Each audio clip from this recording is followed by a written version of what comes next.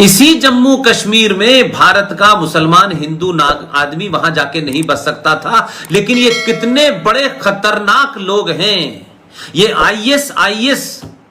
और आईएसआई, ये जैश-ए मोहम्मद, ये लश्कर तोयबा, ये अल बगदादी से भी ज्यादा खतरनाक कितने लोग हैं जो आपके बीच में मक्कार बैठे हुए हैं और कहते हैं कि हम सब भाई भाई हैं। इन्होंने जम्मू कश्मीर की धरती पे पुष्पेंद्र, नीरज भाई, आरएसएन सिंह, जीडी बख्शी, सिकंदर रिजवी,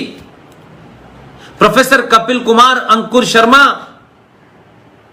ललित अंबरदार, विक्रम सिंह, इन तमाम सारे लोगों को जिसके पैसे से इनका घर चलता है, इनकी सरकार चलती है, उनको नागरिकता नहीं दी। लेकिन एक दुश्मन मुल्क म्यांमार से चलकर हजारों किलोमीटर का रास्ता तय करते हुए 98,98,000 जिहादी और दंगाई म्यांमार का मुसलमान जिसने अपनी सत्ता के खिलाफ विद्रोह किया था, जब उसे वहां एक विराथू नाम के मॉन्क ने हथियार उठाया और शांति का हथियार उसने जमीन पर रखा और मारा, और तो खदेड़ा तो भाग के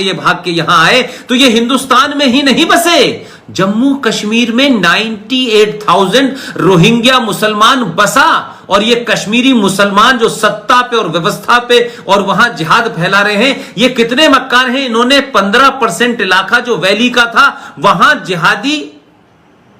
रोहिंग्या मुसलमान को नहीं बसाया, इन्होंने हिंदू बहुल जम्मू में उन्हें बसाया, सत्ता की ताकत से बसाया। वहां उनको राशन कार्ड दिया, वहां उनको आधार कार्ड दिया, वहां उनको मकान दिए। तो अब आप मुझे बताइए कि इसके बाद भी देश चुप बैठा हुआ है। तो यह सब कुछ चल रहा था। तो सुप्रीम कोर्ट में सुनवाई, हमारे मरहूम दोस्त संदीप कुलकर्णी जी इस पूरी सफलता को, जिस आदमी ने अकेले उसको लड़ाई लड़ी हो, वो अपने जीवन काल में ये दिन उसके नसीब में नहीं था, वो उससे पहले चले गए। और हम अपनी मीडिया के माध्यम से देश भर में इसको हमने उठाना शुरू किया। हम ये नहीं कहते कि यह हमारी वजह से हो गया, लेकिन एक चीज है, पॉलिटिकल साइंस का स्टूडेंट रहा हूं और जर्नलिज्म में रहा, तो मुझे लगता था कि जनमानस का और समाज का दबाव बहुत बड़ा होता है। यूं तो यह सरकार पहले से भी मन बना के आई थी, लेकिन समाज जब दबाव बनाता है तो सरकारों को भी एक रास्ता मिल जाता है कि सरकार उन गलतियों को ठीक करते वक्त उसमें यह भी कहती है कि समाज का दबाव है और यह एक अन्याय था, इसे हम ठीक कर रहे हैं। 5 अगस्त 2019 को भारत की धरती पर, आजाद भारत की धरती पर, सेकुलर भारत की धरती पर, रिपब्लिक भारत की धरती पर एक राज, एक सोच, एक मुस्लिम बहुल देश बनाने की जो कोशिश थी 70 सालों में, उसे नरेंद्र मोदी और उनके साथी अमित शाह ने पूरी तरीके से चकनाचूर किया और भारत के संविधान को स्थापित किया कि जम्मू कश्मीर भारत के संविधान से चलेगा। इसलिए ये जो आप पूरे देश में बवाल देख रहे हैं, भारत के अंदर छोटी छोटी बातों पे बवाल किया जा रहा है, उसका कारण यह है कि जो मक्कार दिल्ली में बैठे थे, जो भोपाल में बैठे थे, जो आजमगढ़ में बैठे थे, इन तमाम लोगों को लगा कि जिन कामों को हमने आंख मूंद करके इस देश के हिंदू लोगों की मेजॉरिटी को डराया, धमकाया, आतंकवाद को पनवाया, इस देश के संविधान में कई सारे प्रोविजन उस वक्त मौलाना आजाद जैसे मक्कारों के दबाव में हुए, लेकिन हमने इस देश की धरती पर टुकड़े करके एक देश अलग बनवाया और जो भारत है उसमें हमने कश्मीर के नाम से हमने एक इस्लामिक राज्य बना दिया। और पूरे देश के अंदर हम जो कर रहे हैं वो तो ठीक है, लेकिन एक आज 5 अगस्त 2019 को जब ये हटा तो पूरे देश के अंदर मुसलमानों को पहली बार लगा कि सत्ता और संविधान के माध्यम से हमने जो नाजायज तरीके से एक इनविजिबल सत्ता, एक ऐसी सत्ता जो दिखती नहीं थी लेकिन समय समय पर वो सत्ता इस देश की सत्ताओं को, दिल्ली की सरकारों को डराती थी, धमकाती थी, व्यवस्था में बैठे लोगों को डराती थी, धमकाती थी, उनको डिमोलिश कर दिया। तो ये कहानी 370 से चल के फिर 335 पे आई और मैं मानता हूं कि भारत के इतिहास में अभी बहुत सारी ऐसी घटनाएं होनी हैं। अभी भारत के संविधान में एंटी सनातन, एंटी मेजॉरिटी ऐसे कई प्रोविजन हैं जिन पे हमारी टीम के बहुत सारे साथी इंडिविजुअल रूप में अकेले अकेले लड़ रहे हैं। जय साईं दीपक साहब को आप सुने,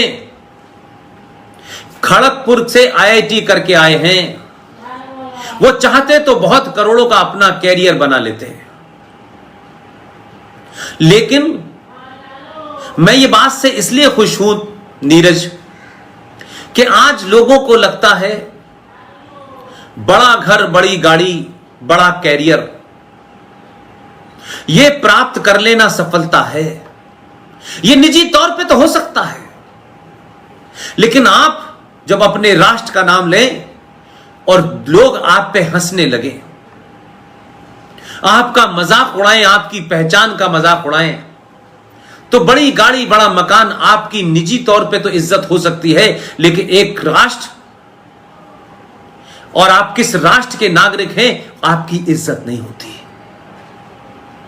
आप दुनिया के पहले ऐसे देश हैं कि जिन्होंने इस देश को लूटा, तोड़ा, आग लगाई,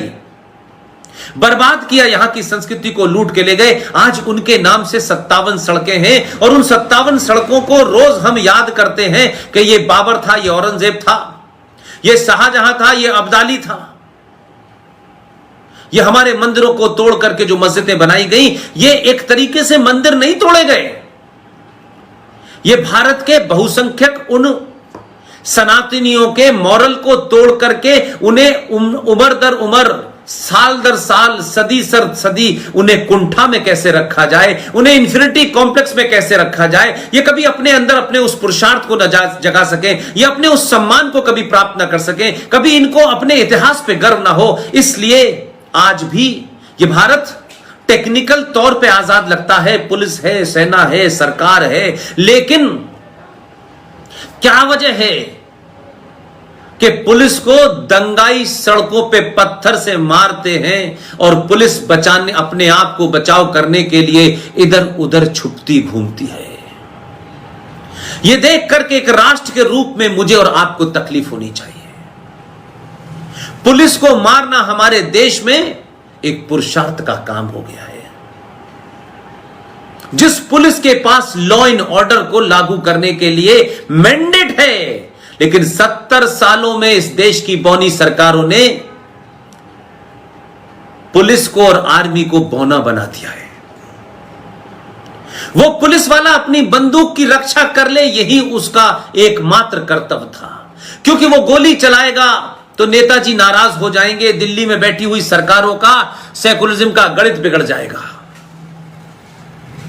और पूरी दुनिया में एक और अजीबोगरीब काम है, यह बात मैं आज आपके माध्यम से शेयर करना चाहता हूं। आप सब लोग युवा हैं, इसलिए इस पे डिबेट करें। डिबेट का क्या नतीजा निकलेगा यह कभी महत्वपूर्ण नहीं है। आप उस सनातन परंपरा के लोग हैं जिस सनातन परंपरा में शास्त्रार्थ होता था। किसी विषय पर, किसी मुद्दे के ऊपर सबको अपनी बात कहने का अधिकार था। आपकी बात में तर्क होगा, आपकी बात में जान होगी, आपकी बात मजबूत होगी तो सबके बीच में आपके तर्क को माना जाएगा और लोग कल से आपकी जय जयकार करेंगे। और आप कितने भी बड़े हैं, कितने भी शीश पे बैठे हुए हैं, कितनी भी बड़ी आपकी जाति है, कितने भी बड़ा आपने कपड़े पहन रखे हो, लेकिन अगर आपके तर्क में कोई शक्ति नहीं है तो आपके तर्क को कोई नहीं मानेगा। आज का युवा, उसके पास इंफॉर्मेशन है, दुनिया की इंफॉर्मेशन है, फ्री ऑफ कॉस्ट है, सेकंडों में उसके पास पहुंचती है। मैं क्या बोल रहा हूं, जीडी बख्शी क्या बोल रहे हैं, आरएसएन क्या बोल रहे हैं, प्रोफेसर कपिल कुमार क्या बोल रहे हैं, सुशील पंडित क्या बोल रहे हैं, विवेक अग्निहोत्री क्या, ये तमाम सारे लोग जो कुछ बोल रहे हैं, अगर इनसे कोई गलत तथ्य आप तक पहुंचा है तो अधिकार है, हो सकता है हम भी इंसान हैं, हो सकता है कि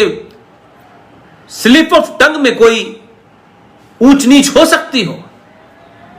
लेकिन भावार्थ पे कहीं कोई गड़बड़ नहीं होगी। कोई एरर ह्यूमन हो सकती है, यह भी मैं मानता हूं, उसको दोबारा से ठीक किया जा सकता है। कोई ये भाषण पार्लियामेंट में नहीं दे रहे हम लोग, लेकिन अपनी तरफ से कोशिश होती है कि एक डॉट भी गलती ना हो, लेकिन अगर हो जाती है तो उसको सही गलत एक्सेप्ट किया जा सकता है, उसमें कोई विषय नहीं है। इसलिए आज का युवा, जितनी इंफॉर्मेशन उसके पास है वो हमारे जमाने में हमारे पास नहीं थी।